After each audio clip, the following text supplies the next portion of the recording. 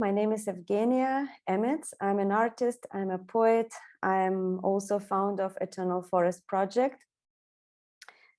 This is multidisciplinary art project creating a network of eternal forest sanctuaries around the world. These are community and art-based forests created by communities and by artists. And they are supposed to be protected for 1,000 years. And the dream is to inspire people around the world to create 1,000 of these sanctuaries and maybe even more. So what we are doing is we are creating an international growing community of artists, scientists, researchers, art curators, different organizations, and of course communities that are interested in creating and supporting and protecting the forest that will become old growth forests of the future. I'm going to later paste some links for you so that you can follow us on eternalforest.earth, on Instagram, Facebook, and other channels. This year, in the last 1.5 years, actually, we've had a really rich program of events of these Eternal Forest Conversations and other physical events. And we are going to continue into the next year. But what I would love to do is to announce to you right now that I'm going to make a book, which is going to be focusing on the ideas and values of eternal forest and inviting various speakers that we've had over the last 1.5 years and onwards to contribute to this book. So sign up to our newsletter so you don't miss this. And finally, welcome to Eternal Forest Conversations that explore ideas, questions around the themes of eternal forests, creating collaborations, partnerships, and growing international community. And today is a very special one because it's the last one of this year. There won't be one in December. And it's also special because it's about how art and culture contributes to reforestation and to preserving our forests. So I invited for this conversation Yasmine Ostendorf, who I've been following for the last, let's say, 3 to 4 years since my journey with forests and ecology started. And I really admire her work. Why? So she's an art curator. She's part of many organizations. And I really love the way she brings everybody together. And it's like a mycelium, the way she also describes one of her organizations, Green Art Lab Alliance, which I really advise you to check out. It's a network of 50 cultural organizations from Europe, Latin America, and Asia, in pursuit of social and environmental justice. And of course, it brings together various artists who are interested in pushing these ideas forward. But she has actually extensively worked in the sphere of arts, ecology, and cultural activities on many different organizations like Julie's Bicycle in the United Kingdom, Bamboo Curtain Studio in Taiwan, Cape Farewell in United Kingdom as well, and Labe Verde, Brazil, and many others. So there is extensive bio in Eventbrite, and you can check it out. And she's also writing a book, which I'm incredibly inspired to see, called Mycelium as Methodology. So it's coming out sometime soon. Jasmine can tell you when. And I'm going to let her speak and also introduce our other 2 incredible speakers today. So, Jasmine, it's over to you. Great. Thank you so much for this very generous and lovely and warm introduction. I'm really excited about seeing you all today and to be able to have this conversation. A lot of familiar faces and a few new faces, so that's really wonderful. Well, first of all, of course, a big thank you to you, Evgenia, for organizing all of this. And when Evgenia asked me to participate in the conversation, and in the meantime I'm writing about mycelium, it was clear that I was like, I need to get more people involved who are, inspirational for me. Yeah, so I met Ming-Jiun, I think about a year ago in Taipei when I was there for the Taipei Biennial. and she was telling me about the project she was doing, and we completely connected. And she's been working on all these incredible projects. So I'm really excited to hear a bit more from her today. And Ricardo, I also met a while ago in Oaxaca, and he showed me around at the workshop, and there were ceramics and there were wood carving and natural pigments and shop and restaurant, and I was completely impressed. So when you asked me, Evgenia, I was like, Ricardo needs to be part of this too. So it's quite interesting that we have, I think, two people from completely different time zones, you know, from Mexico and Taiwan. So for Ming-Jiun, it's very late. For Ricardo, it's very early. But I think it'll be very interesting to get perspectives from these different parts of the world. Yeah, they're also not only speaking from very different, I guess, geographical contexts that come with very different environmental specificities, but also obviously from very different cultural backgrounds, and also have very different ways of relating to reforestation. So both their projects are very different. Their approach is very different. And of course, there's many ways also into this subject. And I think the strength should be also the I can never say this word, plurality of voices rather than to have one approach. And actually, many of our gala partners in the network are also involved with reforestation. So I thought for today, I would start with sketching the landscape a little bit, like zoom in on also the different work of other gala partners and what are their approaches to reforestation. Then hand over to Ming-Jiun and to Ricardo to go more into depth about their projects. And then from then, you know, we can have a conversation looking at also who is in the talk today. I think many people are also involved in reforestation in their own ways. So it would be great to, you know, exchange maybe some do's and don'ts and some challenges and some lessons learned. So let's see if we can have a bit of an exchange there too. Just to give actually, I'm gonna just share my screen so that you, I think, can you see it? Yeah, great. Yes. Just to give a little bit of background about the Alliance. So I indeed call it a mycelium-like network. For those who are not familiar with mycelium, it's the underground network of the fungus. So it's not only a network through which resources are exchanged, you know, nutrients, minerals, water, but also knowledge and information. So it's also a communication network. As part of the fungus, that's of course, you know, communication between plants and mushrooms and trees. And for us, it's a network between cultural organizations. I think it's important to say that it's about an exchange of non-monetary resources. So we exchange indeed mappings, knowledge, contacts, people, you know, artists. And we've been around since 2012, so almost 10 years. And like Evgenia said, active in Asia, Latin America, and Europe. So for today, I'm only going to zoom in on a couple of organizations in our network that are specifically working with forests. And just a little idea of also the faces behind the organization. So these are some of the partners in Asia. More recently, you know, it's much more online. Some of the partners in Latin America.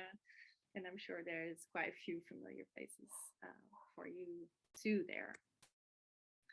So just to give you an idea also what mycelium actually looks like. This is an image by Suzette Bousma, Dutch artist, zoomed in the mycelium, so you can really see how it's like a three-dimensional network in that sense, which is all about entanglements and symbiosis. So I think, you know, entanglement, symbiosis are really also keywords for, well, both my personal way of working, but very much also values of the network. So mutually beneficial exchange, and that's not only between cultural organizations, but that's also between humans and non-humans.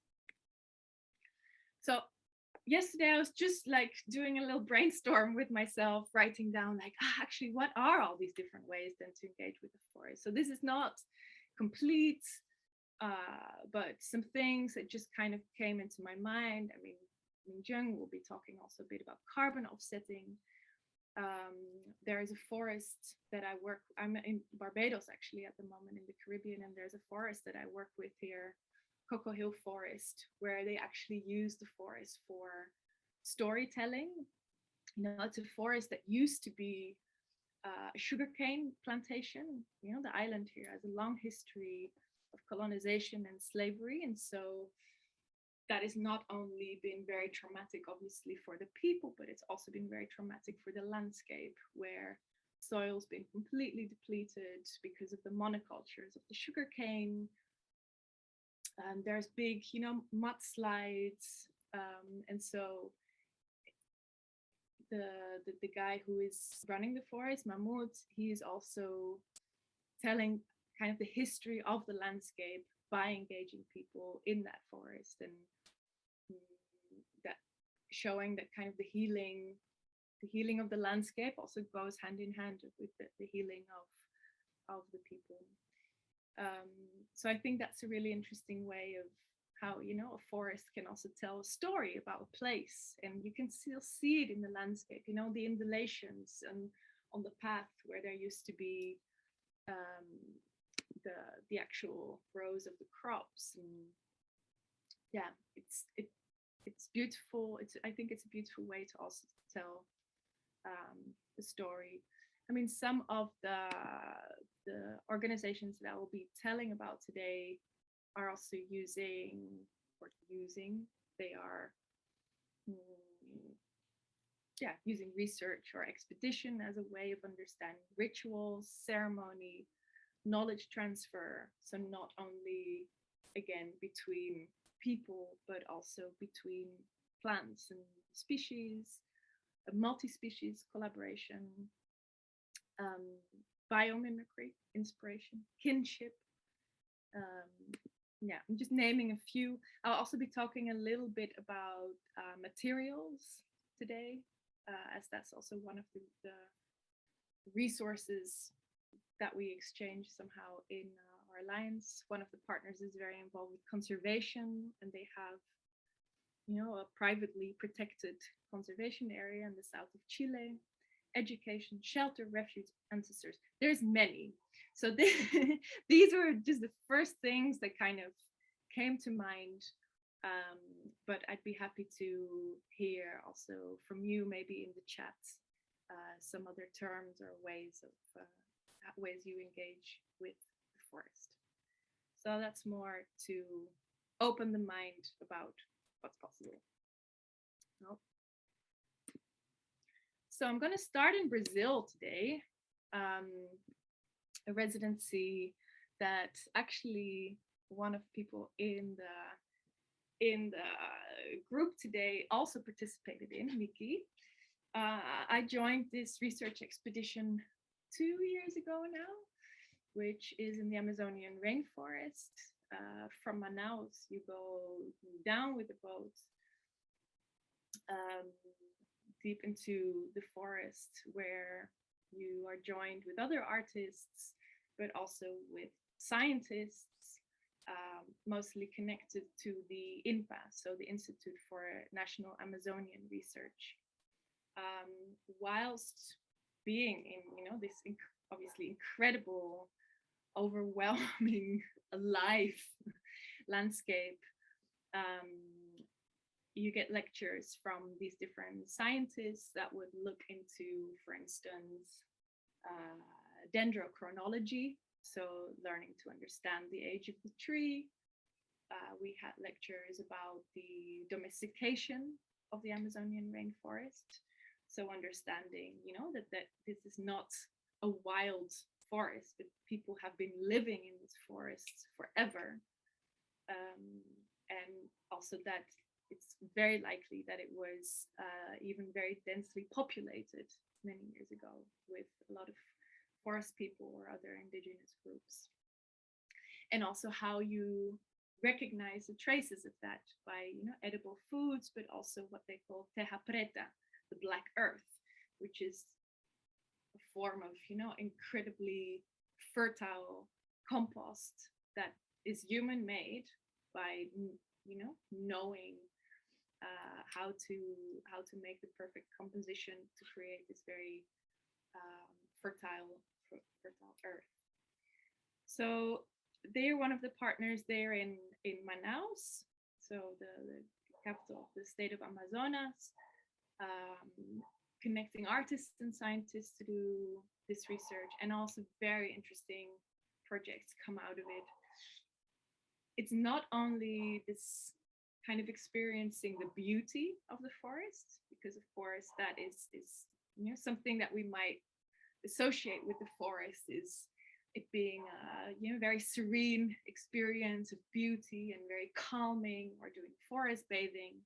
But actually part of La Verde is also visiting the places where the forest is drowned, basically, because there is a lot of hydroelectric dams being built in the Amazonian rainforest. So the result of that is that huge parts of the forest are drowned, or the opposite, huge forest fires.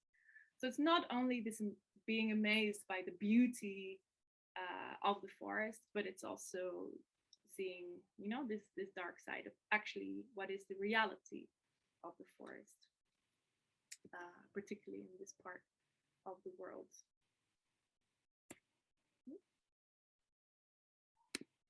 And many different projects come from that, people with very different approaches in their work, from sound artists to performance artists, photographers, very, very diverse responses, let's say. And we're going to go to the other, it's like we're making a trip around the world today, actually. And we're going to go to the other side of the world, to Bandung in Indonesia. This is a partner that is located, it says Bandung, but it's in the region of Bandung, where they work with a lot of also indigenous communities on transferring their knowledge of the land, the landscape, the native plants, also using various digital technologies, and creating platforms for the communities to be able actually also to share that knowledge. So really, making this bridge from, really hands in the soil to also a digital platform in which that knowledge can be shared more widely, and also which is a form of civic empowerment, because it includes,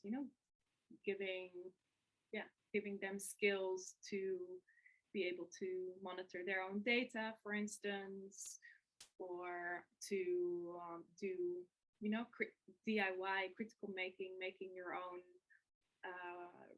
Raspberry platforms, or what are they called? Chips. So I think this is also quite interesting, where the idea of working with nature or working with the forest, again, is not only about this romantic idea about what the forest is, or it's only about healing and meditation and forest bathing, but it's also political in that sense, and an opportunity to create skills for people that will actually empower them or give them a voice on a much bigger scale or platform or context.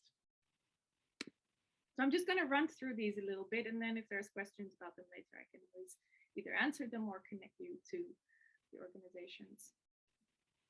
Then we're going back to South America. It's like, luckily we don't have a carbon footprint for this traveling.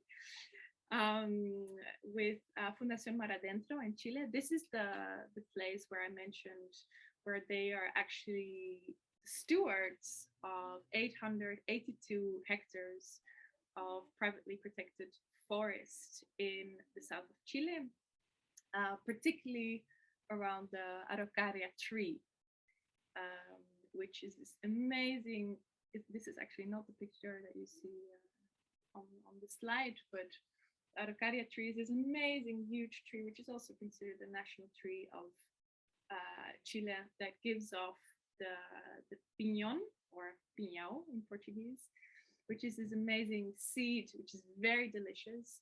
And the first 3 months of this year, I actually spent working on a farm in Brazil, which was actually shiitake farm, but what I spent most of my days doing was picking the pinhões from the ground, because it was Araucaria season, so there were like seeds everywhere. And it's a delicious seed, so I'm very much pro protecting the Araucaria tree, not only for that reason.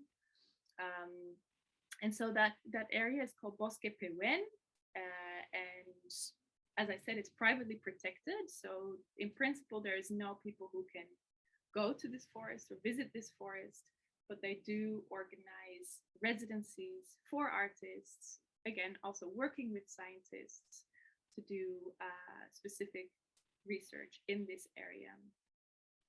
What's also, I think, important to know is that this is Mapuche territory, and they are also the original caretakers of this land. So they are still living also in this area, and they have been key in also advising and, you know, teaching actually what I want to say what forest conservation is about, but the word conservation in this case is also a bit complicated, because it's not just about conservation where you put a fence around it and you say, okay, we're not going to touch this forest anymore, and that's what conservation is. But it's actually an approach in which conservation is, no, we're working with the forest, we're living in the forest, we are part of the forest, we are dispersers of seeds in the forest, you know. So where conservation is not about keeping the human out, but conservation is actually about also putting the human in as an active agent in that forest. So I think that's a very interesting conversation also to be had about forest conservation and the role of humans in that. It's not about taking the human out of the forest. So we stay in South America, or we stay in Chile actually. This is also one of our partners called Valley of the Possible. It's a reasonably young residency program. They only had first one program before the pandemic, and now kind of starting up again. It's in a similar region, also in the south of Chile. What I find very interesting about Valley of the Possible is also that they're looking at this very specific area, and then their goal or their approach is to just really try to understand this valley from inside out. So it's not about, you know, understanding the whole country or about doing projects everywhere, but it's really understanding your locality completely in depth. So knowing not only about the history, about the geology, about the biodiversity, about the fungi, about, you know, on all levels, they're inviting artists to, you know, engage with this specific landscape. And why I think that's interesting is because I think we start caring about something when we know about something. What we don't know about, we don't care about. So if we don't know there is this rare fungus growing in this landscape, we don't care about that fungus. But the moment we are aware that it's there, it it it becomes specific, and the landscape doesn't become general anymore. So when the landscape is not general, it cannot be replaced with something else. So when it cannot be replaced with something else, there is a reason to, you know, have it as it is, or to recognize it in all its complexities and all its layers, if you like. Then we go to Europe. Polyneia is a partner, actually Gala partner since the beginning of the inception of Gala, since 2012, located at a farm in Apuzo region. What's interesting is one of the first projects that they did also as part of Gala is actually when there had been a big storm. So what happened with the storm is that a lot of the barns and a lot of the forest was really damaged. So this initially, seemed to be obviously a big problem. And they worked with a collective called Future Farmers that some of you might also be familiar with. And they decided to actually use this wood to make a treehouse in the forest. So what's interesting is actually that their approach was not so much just about also conservation, but a problem in the area was actually much more related to the farmers. So the farmers were very lonely often. There were even quite a lot of suicides by farmers in the region because there were a lot of horrible contracts with big companies, that forced them to use certain seeds or that forced them to use certain pesticides. So building the treehouse was also a way actually to get people together in the region. So this other image that you just saw a second ago, this was actually to generate content for a radio station that they started in the treehouse. So it can also have this very kind of social function, and they started making, they started doing the storytelling in the treehouse, and they started making these beautiful also seed boxes. So the treehouse in the forest became this place to exchange also ancient seeds or original seeds. So I think that's a really beautiful example too. Then I'm gonna just do one because I see I'm talking a lot. And that is another example of our partner in Indonesia, Jatiwangi Art Factory, which is also an amazing residency program located actually in a former brick factory that became redundant as brick factory, but they're still using or working a lot with the local clay, making ceramics, making instruments with the ceramics, organizing big festivals where everyone is playing on the instruments made of the ceramics. But what happened to them recently, actually also this year, is that the land that is located next to them there is a big factory, a big Korean factory actually, that wants to buy the land to start another factory because it's very rural and the land, or not only the land is reasonably cheap, but also the workforce is reasonably cheap.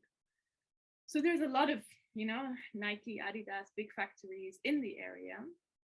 And obviously they didn't want to have this big factory next to their residency program. So they also kind of acted like a mycelium, and they got lots of people together, Gala partners together. We created a group, a working group, because they want to collectively buy the land to start what they call the sacred forest. So not a forest actually that has any of the purpose that I wrote down in my little brainstorm. It's not about research. It's not about education. It's just about the sacred forest. the forest being the forest and the forest having its intrinsic value just of being there. So that's actually been a really interesting approach also, but also really interesting conversation, because in our working groups, you know, all the different partners that are working with forests are coming together, also understanding, you know, what it means to buy land, what it means to own land, when actually we're also not per se pro ownership, but then what does it happen when you protect it as a group, and when you you know, introduce the notion of the commons, or what in Indonesia in this context they call gotong royong. This, you carry it together on all shoulders. So that's kind of still work in progress. This has been a very recent development of only like 6 months ago. They now have the permission from the governor that they can buy the land, that they have first option to buy the land. But there's a fundraising for it also, and they will be part of the Documenta in Kassel coming year, which is, you know, curated by Ruang Rupa, which they work with very closely, and they will be organizing like a summit on urban-rural relationships. So kind of also on this encroachment and what happens when that conflict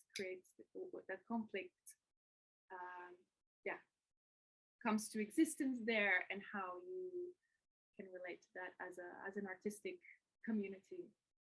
And also then, you know, how can you create maybe forest residencies with these different partners, you know, about understanding these different cosmovisions of the forest in different parts of the world. You know, it's interesting. You know, we have the Mapuche forest in Chile, and then here in Indonesia, and then in Brazil, different also indigenous communities with different cosmologies that have different approaches to working with or living in and being part of the forest. So I think I'm going to leave it at that for now, because I don't want to yeah, I'm going to skip this one. Just going to quickly touch on the Future Materials Bank, which is just, I'm going to put the link in the chat. One of the resources that we have amongst ourselves as the Alliance, coordinated by the Jan van Eyck Academy, which is a knowledge sharing platform on materials for artists that are non-toxic, biodegradable, natural, or otherwise sustainable, in which obviously there's also a lot of materials that are derived from forests somehow. So here's just an example of the maquis tree from Chile.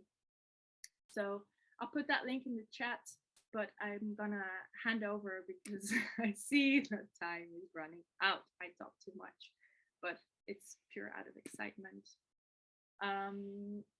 So I thought I was going to hand over to Ming-Jiun, unless you changed. Ming-Jiun, are you still going first, or you swapped?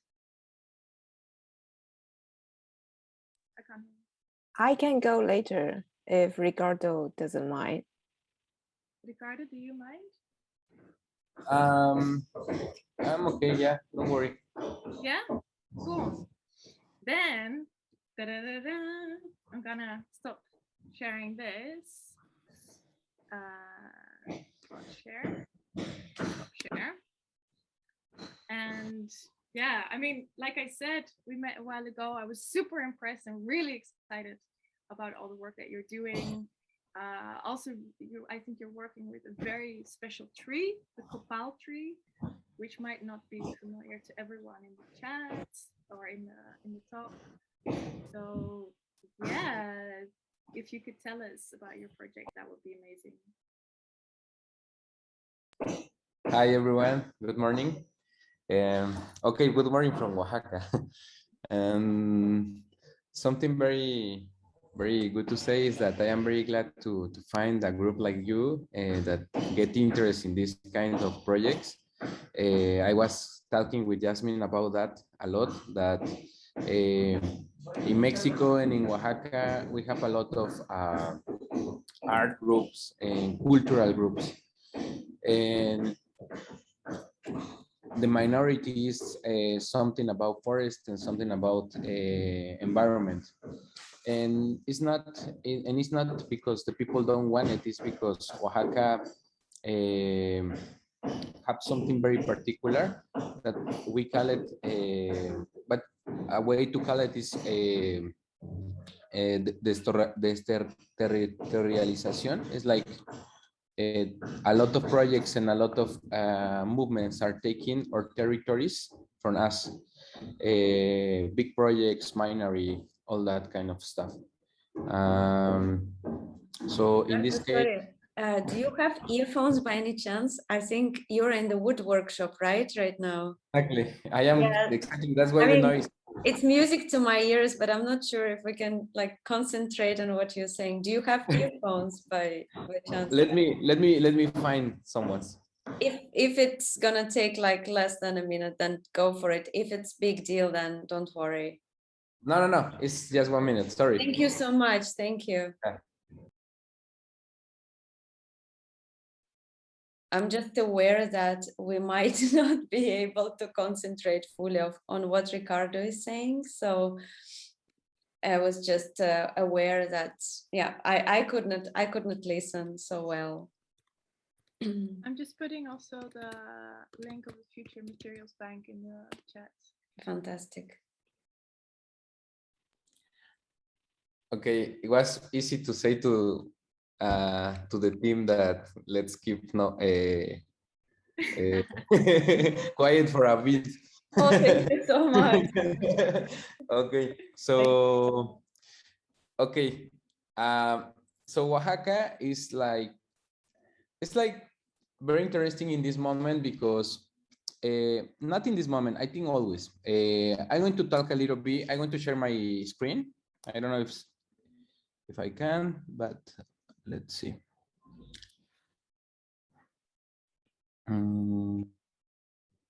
Yes, we can see your screen. Perfect. So first, I'm going to give a little bit of context because it's very important. I come from a workshop that is where I am in this moment. That is Jacobo and Maria's Ángeles. That is my parents' workshop. We are wood carvers. And we are in San Martín Tilcajete, exactly here, in this corner. We are in Oaxaca Valley. And if you see, Oaxaca Valley is very dry. Exactly Oaxaca Valley. And it's getting drier because all the people that lives around the valley migrate to the Oaxaca Valley because they don't have water, they don't have electricity, or they don't have some services, basic services. And the ones of the valley migrate to USA because they don't have water to use their fields. So when the people of the mountains arrives to the valley and they see the people of the valley migrate, they follow that line. So it's very interesting because we have a lot of towns. Oaxaca have that more than 575 towns, and a lot of the towns are very small in population. So why is very important to say that with the minority of the population in a town, you can defend it because the most of the people are not in your town, are in other space. So that is very important to say. Exactly some miles from my town, exactly 5 miles, we have one of the first mines in Mexico of gold. The name was Santa Catarina Minas is the town, but the name was Minas. And 12 kilometers, we have a mine that is the tier mine of gold, the tier main minery of gold in Mexico that is continue working, that is Cuscatlan, that is from Canada. And this is the biggest exercise of kicking out of our territories. Obviously, this is very important in context because the towns start to having, I'm going to say like an enemy with infinity resources. When the minority came like 10 years ago, they not came with only the police of Mexico, they came with ex-militaries of Vietnam and all that kind of stuff, because a lot of people that defend the territories was a way to get afraid. I don't know how to explain it. Was like a repression control. A lot of that stuff. And if we are in a minority valley, and that's why it's Palo Chiabla. Palo Chiabla is the project that my family start like very naive in the environment. My family, my parents, they are handcrafts. They don't study nothing. They just work since they are kids, and they are very full, wonderful artists, and I think they have a beautiful vision of work. I don't know if you are seeing my screen.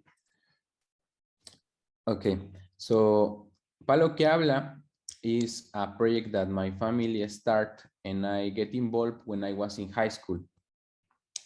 For me, high school was very important because I start being very critic, and my mind start to think a lot about revolution, because my family was very close to one of my uncles of my mom get killed about defending the lands in the jail.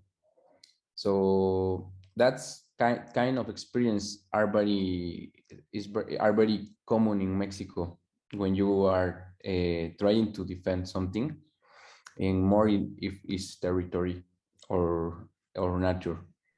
So I start to thinking a lot about what's going on, about defending, about. It should be drier in the afternoon. Excuse me? I think you can continue. Okay. Didn't have the micro. on Okay. mute. Yeah. Okay, so I was thinking, okay, we need like something more than planting, because my family was for all the life farmer. We need something more than that. We need like a vision, a program, a plan. So in the beginning of the research I start in high school, I start to ask why the state of Oaxaca, the government, just teach other towns to carve, because it's a very important economy, this handcraft, but they don't plant any tree, and they use this tree. So in the 94, when the workshop start, we used to be 13 workshops in my town. Now we are more than 300, and we are more than 18 towns doing this workshop, this kind of work. The most of them use the copal wood, and we only have 2 reforestations. So that's very important, because it's thinking more about the economy than the future, than what's going on with the copal, with the tree. So it's very critical, because I start seeing that the like the responsibility wasn't with the state, with the government, and wasn't with the people who work these pieces. So, okay, so that's how it started. I'm going to show the story about the workshop. This is a piece that my father and my mother used to do in the 95 when I born. And this is how it evolves. We love dragons a lot. I don't know why. And okay, this is how it evolves in the way of graphic. My father started doing a research about the pre-Columbian and Native American symbolism, colors, and all that kind. And we start to having a lot of success, because having this project is because the workshop have success. That's why we can have this project. And it continues, and we start like doing more intricate things and more materials and all that kinds. We have a carnival in our town. That's why we carve wood, because we always all the time we make masks. Now we make more like a sculpture or sculptures, but before was only masks. Okay, and this is mogote. That is another project we have, that is ceramic. We use local clay, and we try only to use natural and local colors too.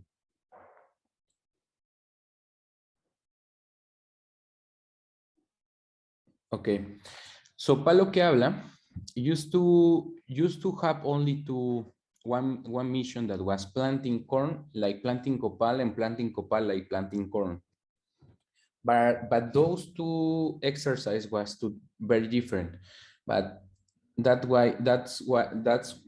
was the beginning. So I start making these two differences, because one is the forestry and the other is the permaculture and the agricultural production. In the forestry, we have the reforestation, and we have the water harvest and aquifer recharge. We try to recharge some of the rivers are already dry in my town, but we are trying to do a kind of canals, and when the rain came, these canals absorb the water and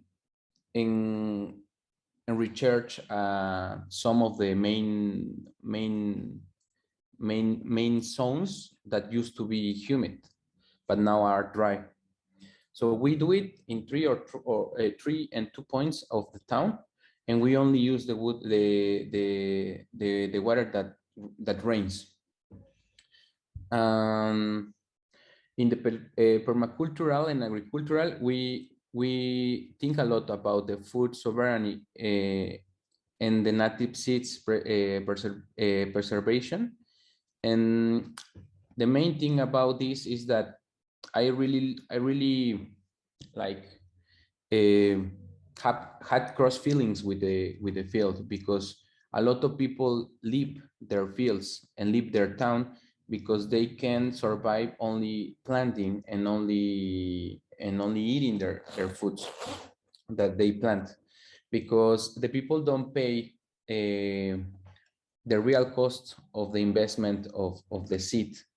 For example, if the people, that's why Oaxaca used to use transgenical, because if we have 1 hectare and we use transgenic corn, we can have between 6 to 8 tons. If we use native corn, we have from 600 kilograms to 1 ton in the same hectare. So that kilo of corn, it doesn't matter is as transgenic corn and is a native corn, the cost is 15 pesos. That is, we are talking about less than $1. But the people don't matter. One is native and one is transgenic. So that's why the farmers all migrate to the transgenic, because the fields they can have more corn and really get a better profit. So that's why in this case, the thing we are doing is planting native corn, but searching specifically clients that can accept the real price of the corn. So the main ones are restaurants, obviously in the majority fancy restaurants, but they are the ones who buy it. And they are the ones who are giving a chance. The thing is that Palo Chiabla not only a plant and sells the corn, is a platform where the people can sell their corn in the correct price. So that is something very important for the farmers. Locally, we don't have a big list of clients, so we only can help like 3 or 4 producers of the region, but they are very happy. And reforest and water harvest. Okay, in the reforestation first, I'm going to show how is the program. I am like very obsessive in the way of organization. So I make this distribution. My family used to be a farmer. We live in the side of the town because we wasn't the rich of the town. We were workers. So that's why we are in the corner. So the fields that you are seeing marked in green, they are fields that my father and my mother start buying when they start having success. To my uncles, to my cousins, the ones who are in USA, and I don't think they come back. So, and these all of these fields have different projects. I'm going to get closer to this one. And this one is a very specifically field. The city is another enemy about minery and about big projects. Why? Because the city, one block of a city have the population of one town of Oaxaca. So if 2 blocks or one colony or one group of the city organizate, they are more in quantity of people than my town. My town is 2,000 people, and these colonies here, I don't know how to say it in English, if it's correct to say colony, but the colonies is this group of small cities. They are thousands. And the problem is that Oaxaca starts getting very expensive. And all the people who used to live in this zone, they are going to the sites. One of the sites is this one. This one, originally, the town of this one was Achila. So it's very important politically explain it, because Sachila is the old town, the original town, have like 1,000 of something years. And this one here, that is Vicente Guerrero, all one, this have 20 years. And when a president in this town want to make political, they don't care about their town. They go directly to this town, because if they have the 50% of the votes here, they always win because the town is smaller. That is very important because politically, the politicians don't give money, they give fields. The fields are 3 types of fields in Oaxaca. The private, that is named catastral, the ejidal, and the comunal. The comunal used to be fields before the conquest, used to be for everyone. Is a river, is a lake, is something that everyone needs from that space. Ejidal is the territory that the farmers take off of the hacendados, we call it. that is the caciques. I don't know how to say it, like the Spanish people who have the big fields. After revolution, they give it to the people, to the farmers, and that fields have a lot of problems, because all my town that is here, San Martín Tilcajete, used to be neighbor of San Bartolo. San Bartolo is this one, here, and San Martín is here. Now we don't have 600 hectares because, politically talking, they take care of the city, make the main trash of Oaxaca, if you see there, between our neighbor town and my town, and that's why they develop this small city that is a kind of favelas. The problem about that is that when a politician go and make a campaign, they promise more territory, and these ones here are the territory they take off because the promise of the politicians. So we are exactly in a field in the frontier, having this project. This project is one of the micro forests we have of Palo Chiabla. Why we put it here is because it's the limit. Something very important is that the people can take our territories because the people who used to plan the territories are not more with us. They are in USA. So the name, the word "la tierra es de quien la trabaja" is like the main word in the legal thing. If you don't work your field, it's not yours. If other works your fields, they have the right to take off your fields.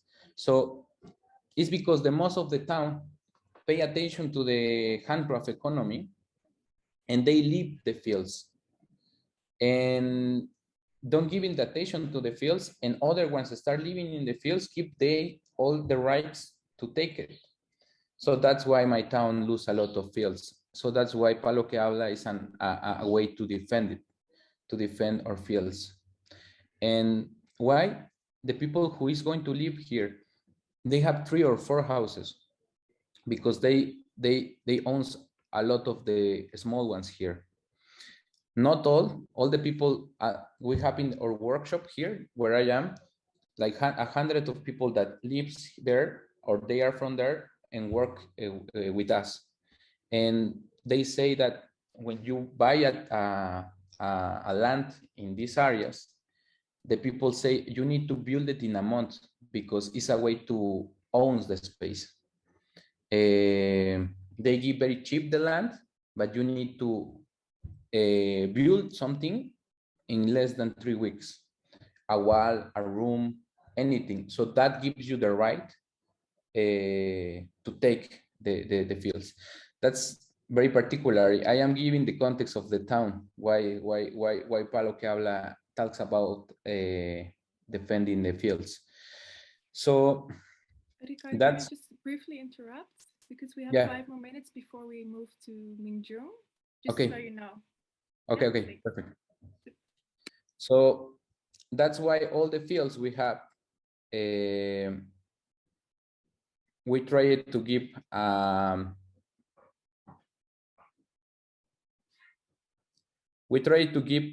a lake so it can be autonomous.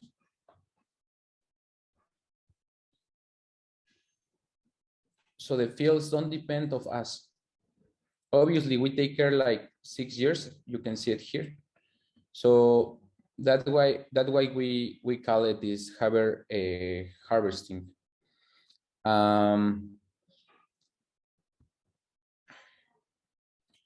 Okay, we have the native seeds.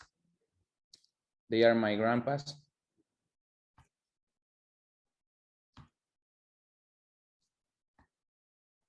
Okay, he's very important to mention, Rodolfo Morales. Rodolfo Morales used to be an artist that is from a town close of us, and he is one of the ones who talk with my parents and my mother and my parents to be more like panoramic in the way the actions they do. If you use copal, you need to plant copal. If you use corn, you need to make something to the earth. So that talk was given by Rodolfo. This is the seeds of the copal.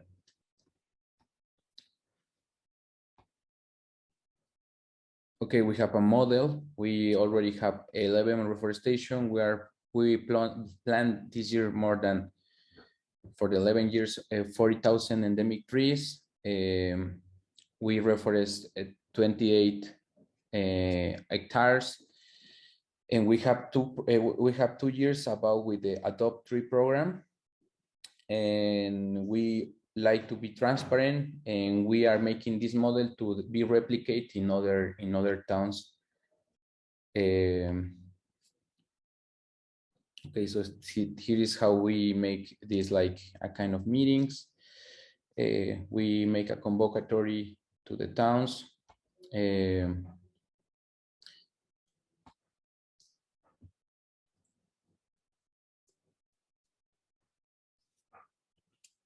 This is like the model I am talking about.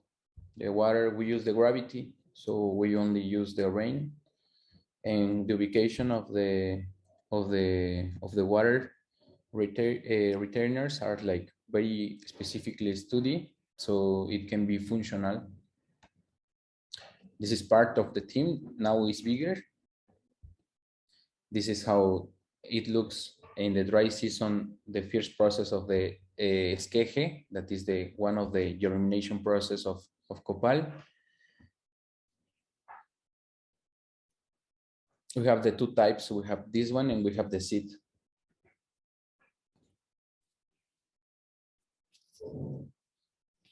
We have in the 21 the second adoption. We have all the participation of a lot of people from the town, from other towns, from the city. This is how it looks a field. To be very organized. We have a ritual, obviously, that is for us very important. I'm going to skip it. But it's something very important to be very with gratitude with the land we are planting and with the people that is coming. This is the other one. This is in the 2020.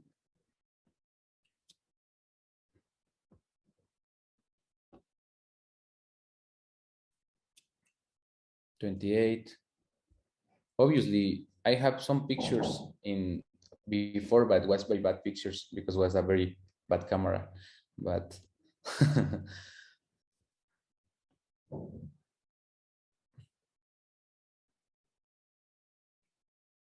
this is like it looks exactly. This is a very good comparison about how it looks. This was a monocultives of corn, and they turned to this. So we have the lake, we have all this. Something very important is that all the projects follow the laws, because like a farmer, you can make a lake. So we made it with the justification of it's not a retainer of water, this is still filtering. And that's very important because we have this yellow, these like green areas in the drying seasons. This is how we make the programs, the layers about the water. This is like the master plan. I am a first-rate architect, so I kind of design the space.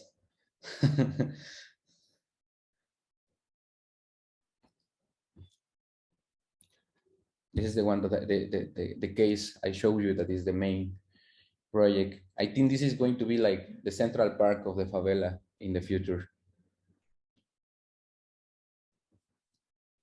And this is how we have these like main dots that we want to make this forest.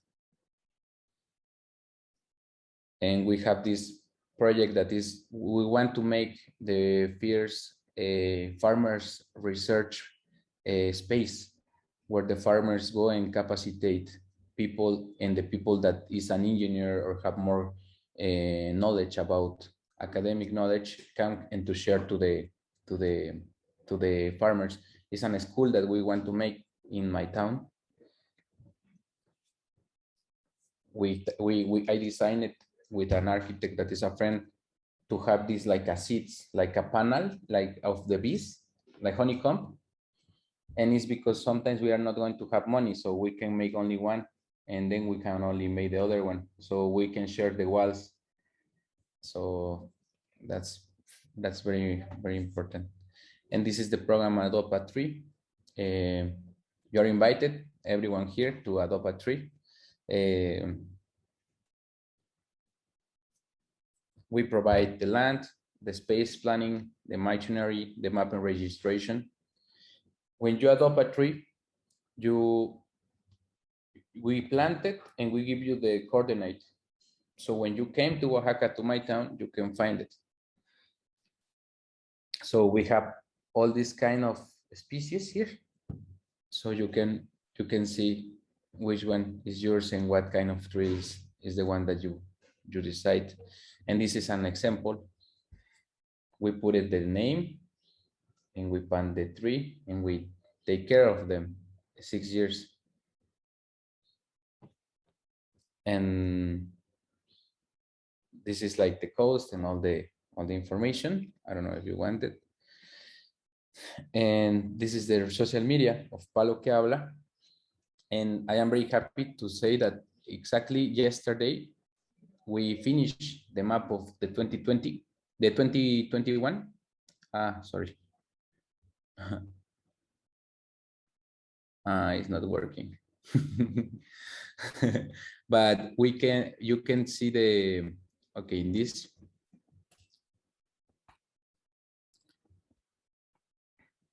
You can see the trees that the ones who adopt in this year. We get late like 3 months or 4 months because it's a lot of work. It's more than 3,000 of trees, and we need to put the names and what type, and we make a very particular map. I'm going to share it. And that's it. Let me.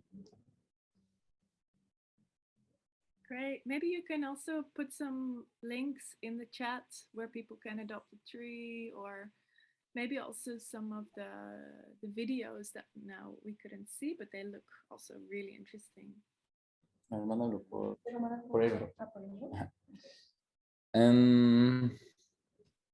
Yeah, she's my sister.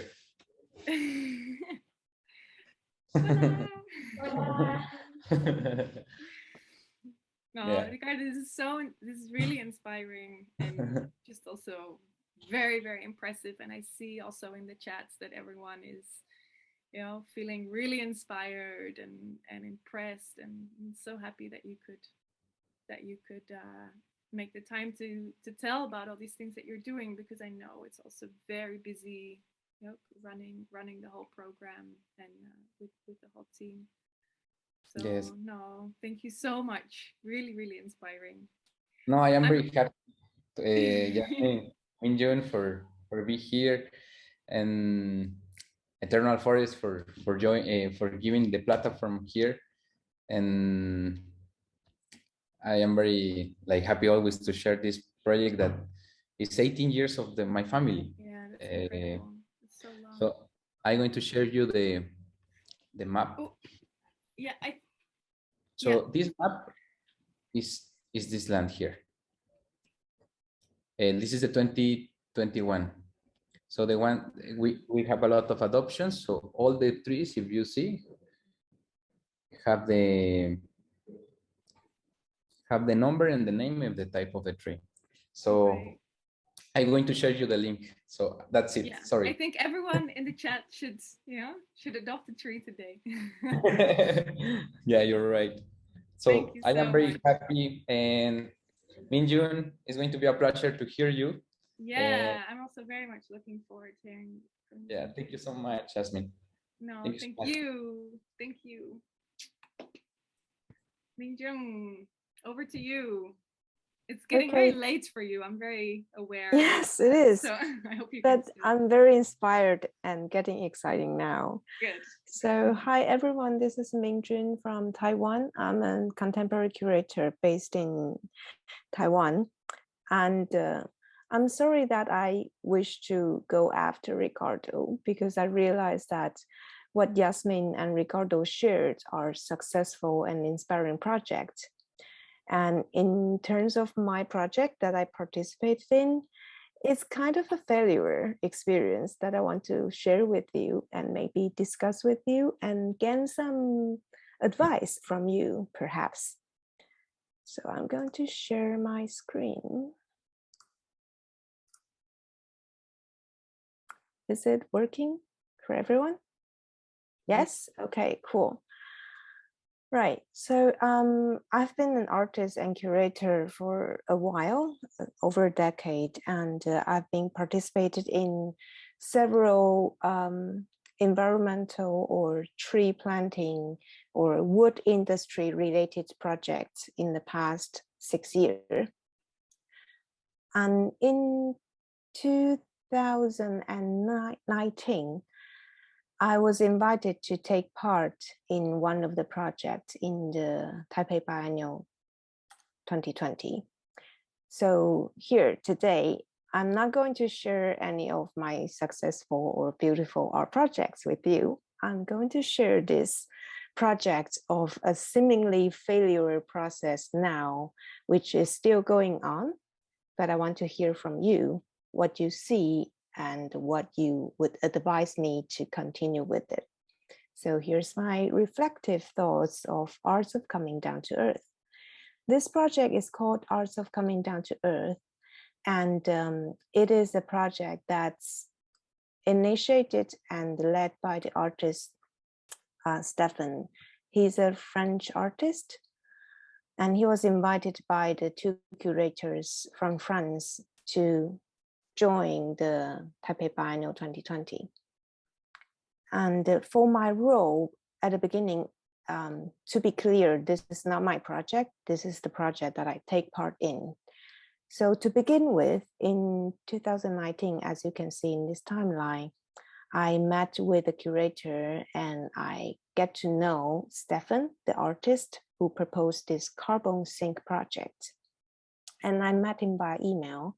So we start to share our thoughts in terms of this kind of project when we're talking about carbon compensation and when we're talking about the role of art, or say the role of biennial in relation to this carbon emission. So in 2020, in January, after several email exchanges and some online discussion, I suggest that this project should maybe firstly focus more on reducing the carbon emission within the biennial production. So we have several approaches, including we change some of the shippings from the airplane to boat, and some of the printings to more environmental friendly prints and papers, and so on and so on. And in February, Margaret and the Bamboo Curtain Studio, they joined the project, and we start to talk about the possibilities of building a carbon sink here in Taiwan to compensate the carbon emission from the Taipei Biennial. And as the timeline goes on, during the discussion, Margaret and we start thinking that the idea, the concept that Stefan proposed is brilliant. And we really like the idea of understanding our own carbon emission or greenhouse gas emission, and then try to find a way to reduce it or compensate it. So following the idea, we proposed to Stefan that we should have a workshop and to invite as many as possible the local institutions and art practitioners to join this project.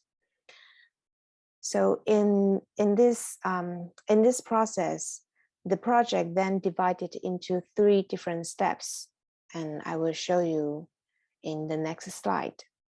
So here in the timeline, I think there's one important thing to see is that in November, after the Taipei Biennial is opened, and in December, the step 3, the forum and workshop that we work with the local institutions and our practitioners was hosted.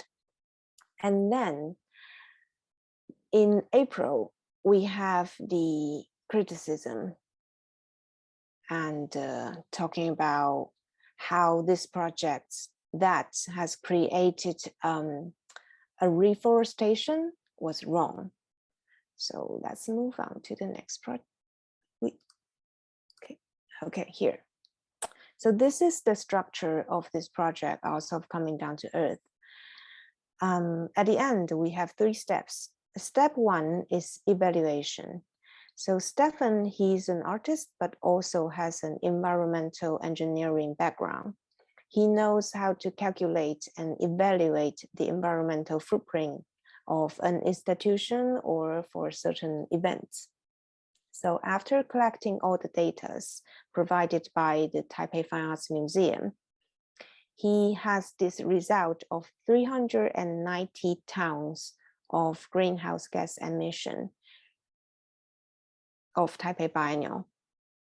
And then because we proposed that we want to do a collaboration inviting the local communities to join, so he also evaluates 8 other different local organizations, spaces, and artist studios for their greenhouse gas emission.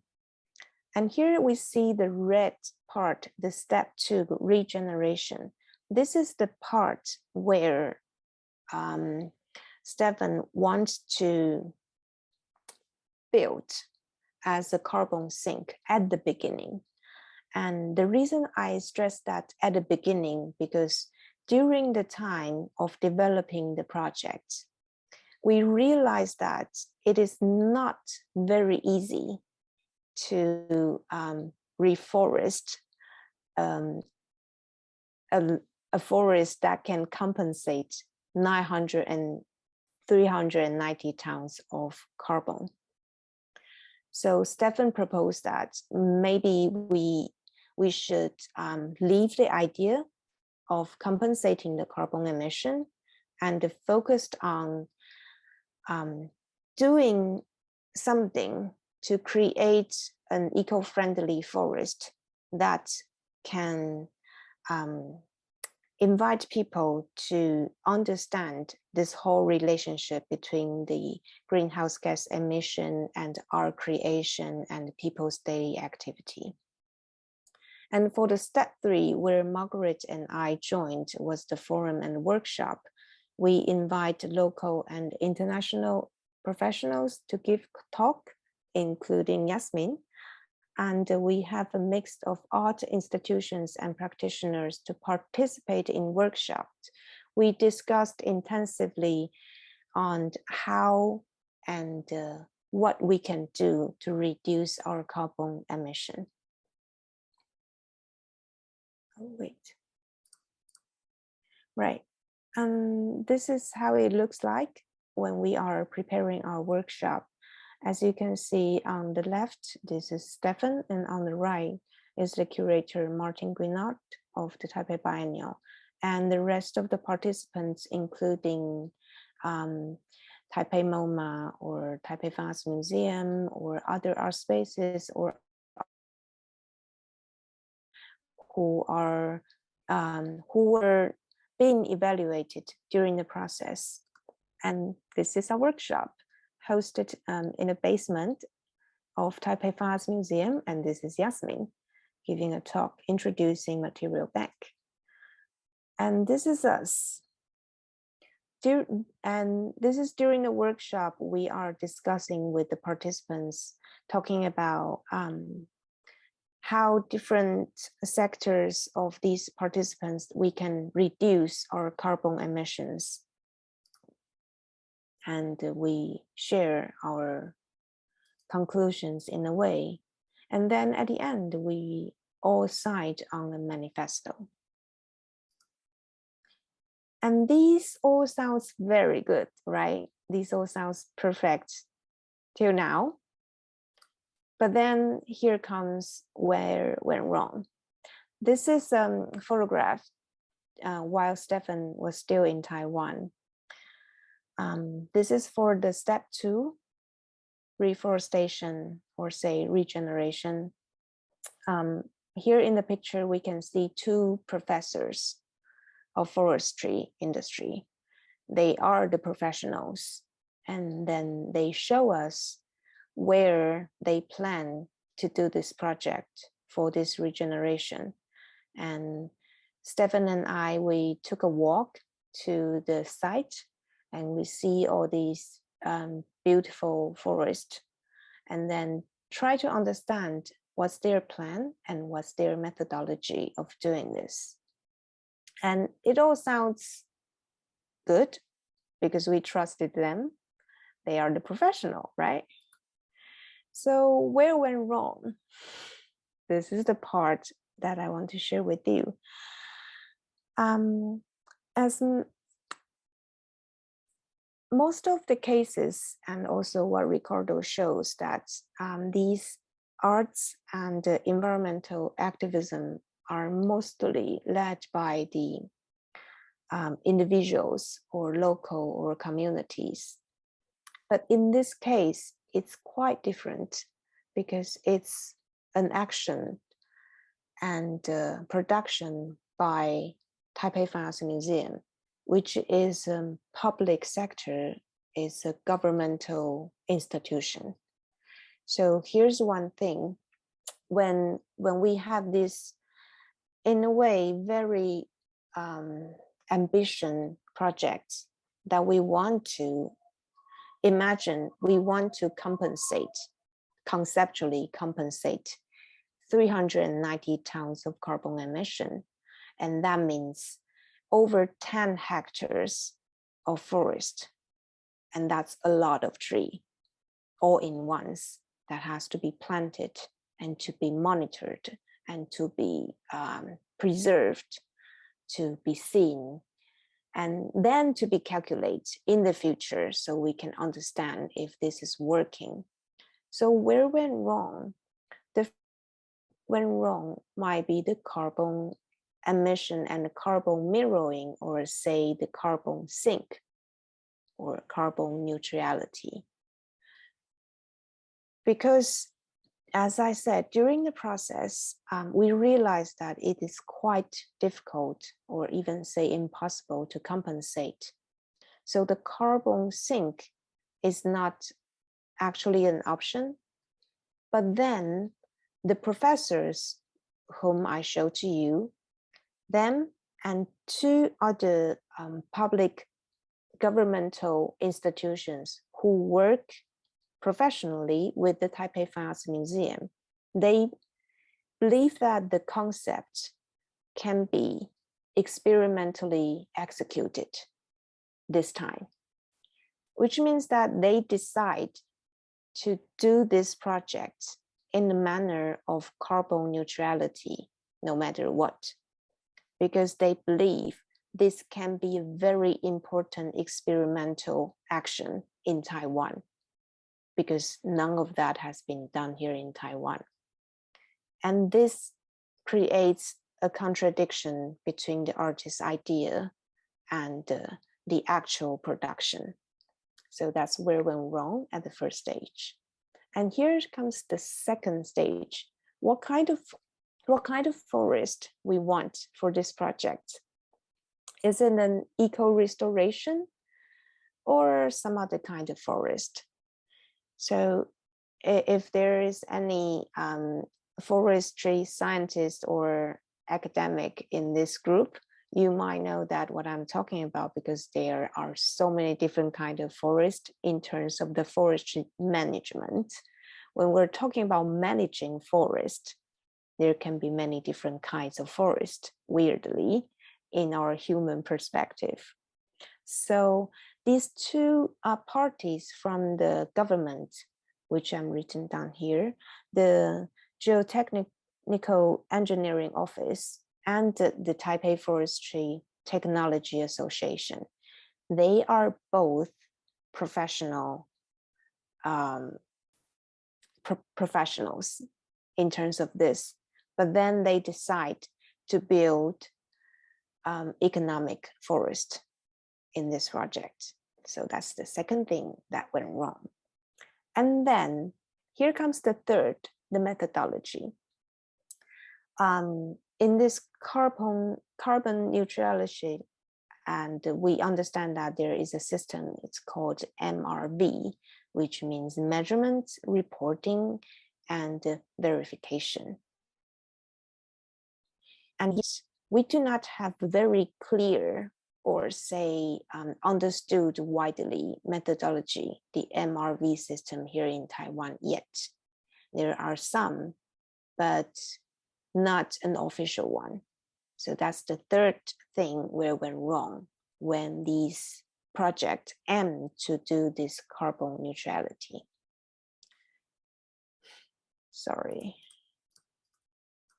So here comes my lesson. My lesson one is that this local matters.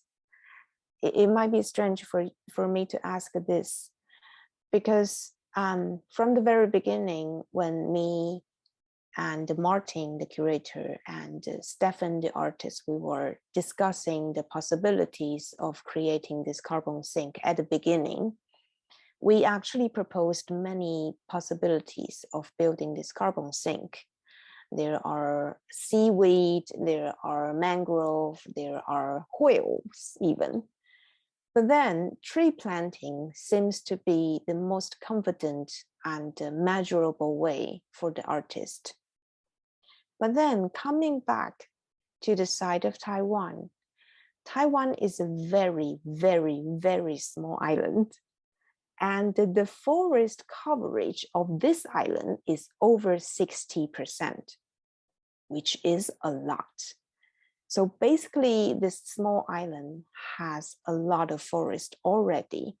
And that means we really don't have a lot of land to be planted, to be reforested. And that leads to reforestation can be difficult because sometimes it means that you need to trim the forest, you need to trim the forest and then plant the trees. And that brings problem because some environmentalists, they believe that cutting any tree is wrong, is not okay. And the second lesson for me is professionals. Who are the professionals that we choose to work with? Who should we trust? I'm an artist, I'm a curator. I don't know.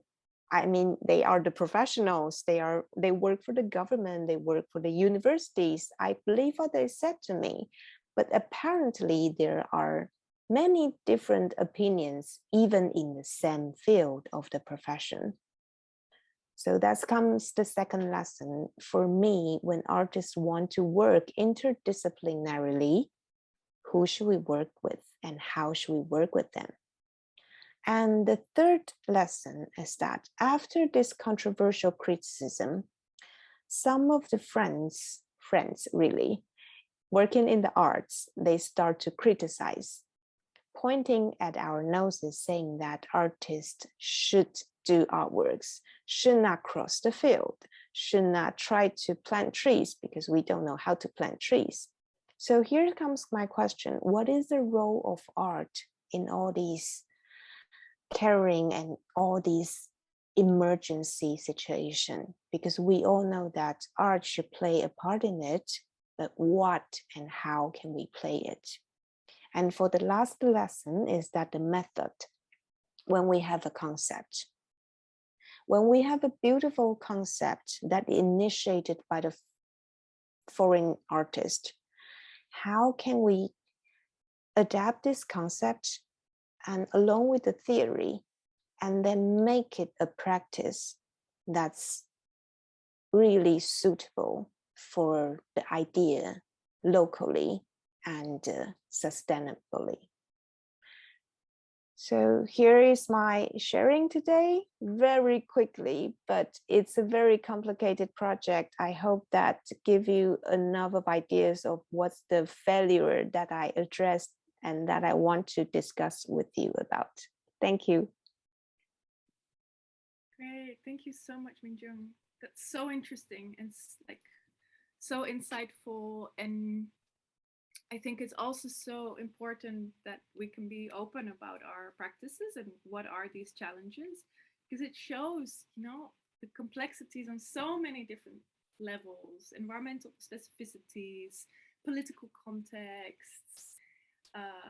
Yeah, again, there's not one solution, but there's also not one right way or one wrong way.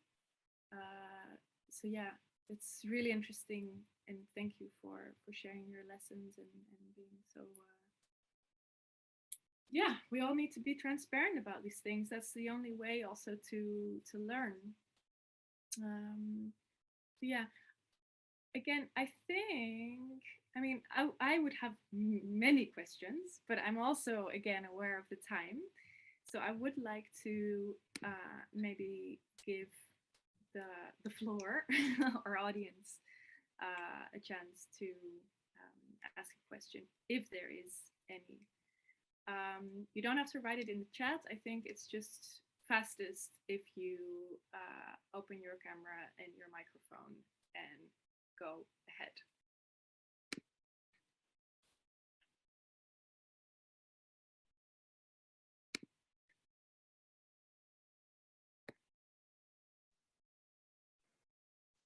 Maybe I can quickly go and ask one question to Ming-Jiun.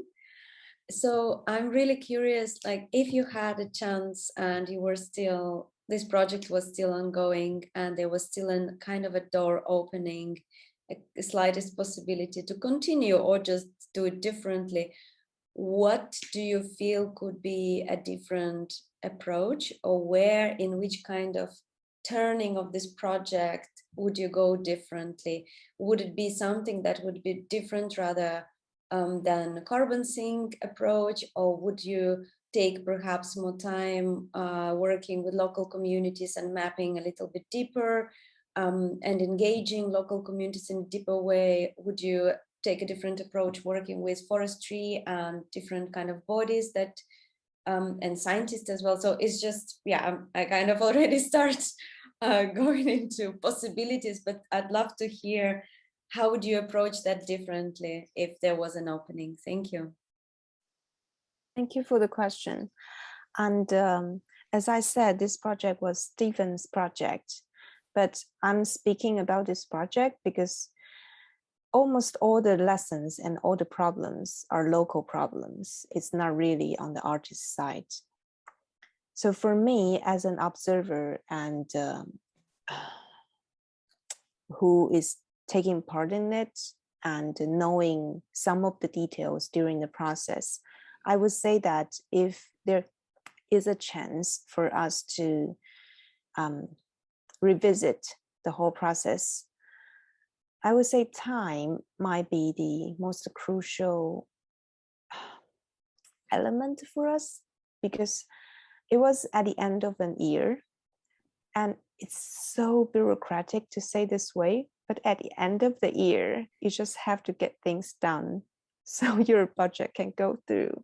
And it's so ridiculous that some of the process, because at the end, it becomes a bit that has to find some professionals to do this project. So it was in a very short time, and I did not join the discussion at all.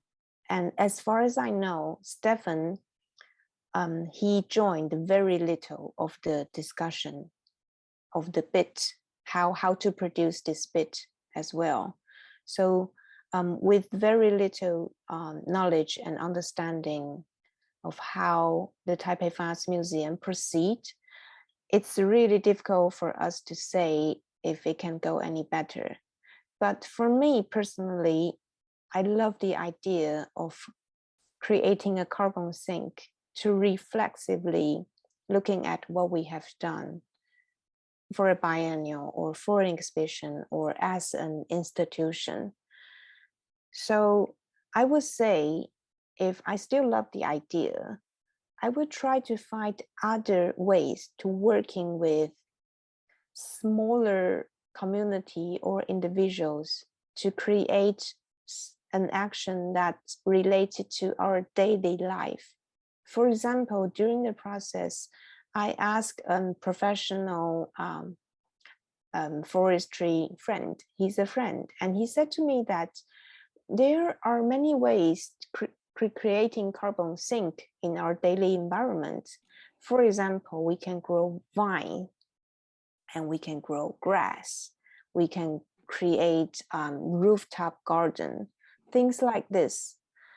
But planting tree seems to be the most, I don't know, maybe visible or maybe measurable for Stefan back in the time. Or maybe in his knowledge, it is the most efficient way. So at the end, they decide to plant trees in any way. So for me, the scale is just too big. If the scale can be smaller, and maybe we can do something with the local communities more easier and to achieve this concept.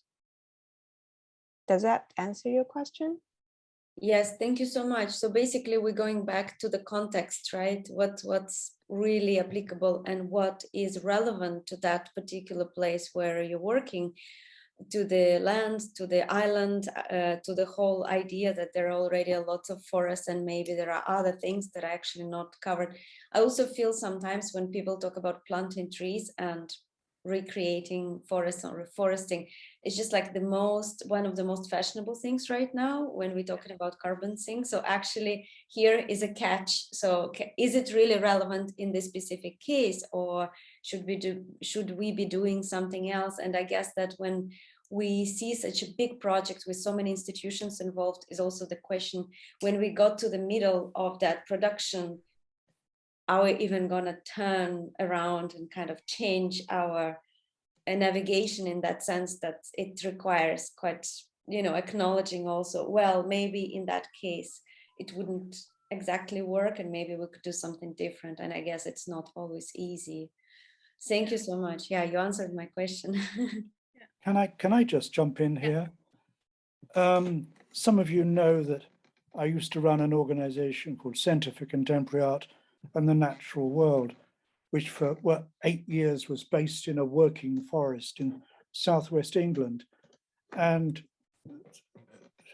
although I suppose my background is an art curator, I was very interested in what the trees were being used for, because obviously there's a very romantic notion about how good it is to plant trees and how nice they are to walk among in woods. But I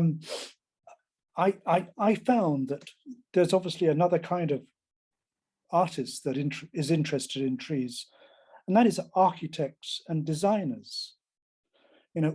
Trees have a certain life. You can't just go on planting trees. At a certain stage, they're either going to fall down and rot and provide a habitat, and that's fine, or they can be used, as a locally sourced sustainable product in architecture and design. Now, I've got no idea what the building practices are like in Taiwan, but I suspect there's a lot of concrete involved. And perhaps it would have been interesting to involve more architects in the project. I know I brought over designers from the Wood Studio in Helsinki to come to Halden Forest and to do a workshop for architects. And so we brought the architects into the forest. We selected a nice tree, we cut it down, we planked it, we made something from it. And for the architects, they found it one of the most exciting days of their whole course, because the people in the forest had never met an architect. They didn't have a clear idea what their trees, why they were growing their trees, and what was going to happen to them. And the architects had never met a forester that was growing their trees. And I think just making that simple connection would have brought, you know, two sorts of human beings with different sorts of backgrounds, you know, together to have a conversation. You know, that's kind of my contribution. I'm just interested in what we can do with timber. Thank you. Life, isn't it? Yes, hello. Thank you.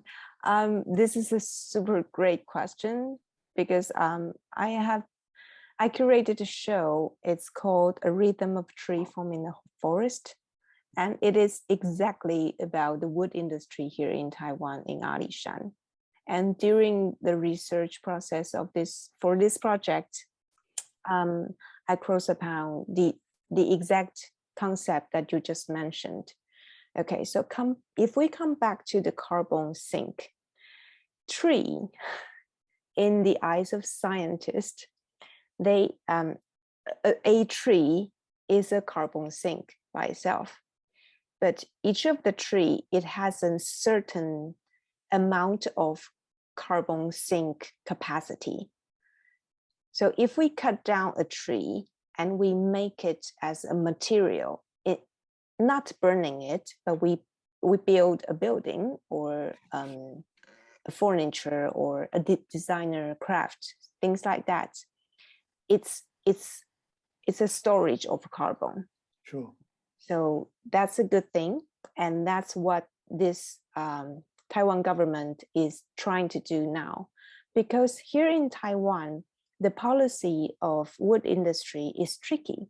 It's tricky because after the Second World War, when the KMT, they come to Taiwan, they cut down a lot of trees. They cut down more trees than the Japanese government when they were here. So there were environments and there were activists, they proposed. So the policy, I think it's the 80s, they decided that, okay, no one can cut any tree here in Taiwan. It's like, it's a ban. So if you cut down the tree, it has to be approved by the government and in certain areas. And those trees are planted afterwards. So they are a secondary forest, maybe. And due to this policy and this protection of forest here in Taiwan, we have to import a lot of wood overseas. So that makes us one of the killer of the rainforest in Malaysia and Indonesia. So blame us, blame Taiwan, because we don't cut our trees, we cut others' trees. So now the government is trying to encourage people to plant trees and then use our own trees to make it like a tree bank. So we plant the trees, we use the trees and then make it a sustainable system, which is a forestry management. And this idea is rather new to the people here in Taiwan. So that's why I say that when we invite a foreign artist or a foreign activism to take part in this kind of project, he or she has to understand this complicated historical background. So we don't just decide something easily without understand the context and then triggered some delicate issues. I hope that answers, but yes, bringing in an architect into a project is something that I have done. And yes, it's always a pleasure to work with them. Challenging, but yes, a pleasure. Great. Let's keep in touch. Yeah, sure. Thank you. Great. Yeah, I think there were quite a few people in the chat who also wanted to reach out to you and to Ricardo and to make some connections. So, Evgenia, maybe we can see how we can bring people together also after. I will save the chat, and when we send to all of you the link to the video, we can also save the chat and send you all the links so you can contact each other and everything is traceable. Do we have more questions? Maybe one or two just to close, and then we have to close at 3. We're running late. Maybe somebody else has a burning question to Ricardo, Jasmine, or Ming-Jiun. Everybody is very quiet. Is it because it's too early for some of you? Or too late to some others. Yeah, so maybe I will ask a question to Ricardo, because I was sitting with this question as your presentation was progressing, and I think it kind of is half answered really, because at the beginning I was under the impression that of course copal trees are really important because they are used for these beautiful masks and sculptures. I had no idea that in your area, the number of workshops managed to grow. I think you said 13 to 300, something like this. This is absolutely amazing. And I think for me, those are not just the objects like art pieces. I think for me, they are really the expression of the living spirit of the forest, or living spirits of the forest. And that's how I feel when I look at them. I would love to look at them one day close up. But what I wanted to ask you a little bit about, in your actions, in your planting of trees and adopting the trees, which by the way, we should share widely, all of us on our channels, because I think this is amazing project and we can all contribute. I wanted to ask you about your views in the places that you're planting that maybe are productive, but also I guess they probably would have some species that are there for biodiversity. So I want to bring this conversation a little bit towards the biodiversity of the forest, and how are you embedding the values of biodiversity of the plant species, of course, to start with, because I understand you're planting several ones, and how does it fit into your project, and what's your kind of vision for the future? Is there an element of conservation or preservation of these habitats that you are creating for biodiversity, for animals, plant life, insects, and so on? Yes, it's a good way to see the pieces that we made. Like my father, like I think have the best answer to that, because he always say this, that when he start to carve, or when he start to think in a carving, the first thing he see or he tried to see is the form and the shape inside the branch of the tree. So before he carve, he already see the piece what is going to be in collaboration with the shape of the branch of the copal. And I think it's a beautiful and a nice way to see it, in the aesthetic and in the concept, like giving the opportunity of the medium to the shape of the final shape, or to participate in the process directly with the artist, because it's not a block, it's like a very intricate shape. And I think that's why you see like the pieces like with this expression and this like very like, no, I don't know, like a particularity shape. And the other thing is the vision about doing this microforest, and the way we have been made it, and we want to try to continue in this strategy, is because our fields used to be for monocultives of corn. Some very important, a very important fact is that the Oaxaca valleys and Ocotlan valleys, where is my town, used to be the corn place in between the 1920 to the 1940. So that's why the most of the fields are without trees, because the most of the farmers cut it out to plant corn. And that's why it's very dry too. And the thing is that we lost a lot of species, species that my grandma and the grandma of my grandma tell that used to be, and now we don't have it. Or if we have it, there are just a few trees in the whole valley. So my mother is the ones who recollect the seeds. My mother is always with a bag, a plastic bag, and he put the seeds of the tree. She knows there are not a lot. If she see that is a very in particular tree, she tell to the engineers that now we are in the project that go to collect the seeds. So we have seeds of a lot of trees that we don't see very often, and we are trying to germinate the seed. And the other thing is that we want to make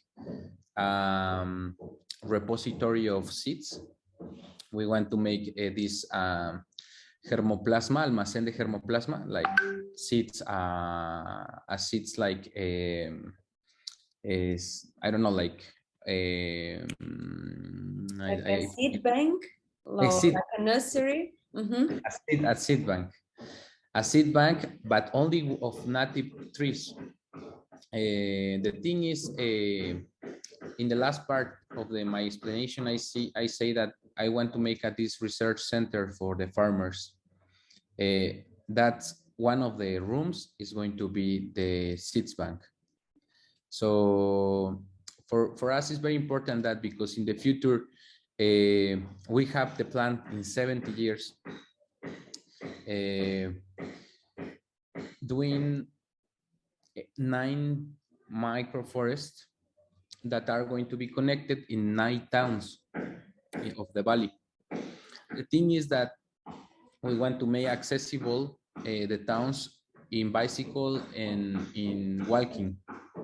So the thing is that now the towns are very bad designed to be connected. We have like a main road, and all the people is going to the side of the road because it's a commercial space. They want to put their business, they want to put a lot of things. That's what the road is like, centrifying like all the design of the landscape. And we want to make like smaller roads. So if I need to go to the college to Ocotlan, that is the main city of the valley, I can go in bicycle. I don't need to go in a car or in a public transportation, because something very important is that the public transportation is very bad. And so that's the main vision, having these bank seats, having this reforestation every year, and plant these trees, like connecting all the towns. Now we have a lot of towns working with Palo Chiabla.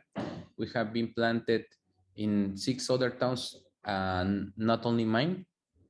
And the thing is that we want to make a collaborative ring, so we can decide in community with other towns what sides of the town can have this forest. Because the thing is that the towns are growing up a lot.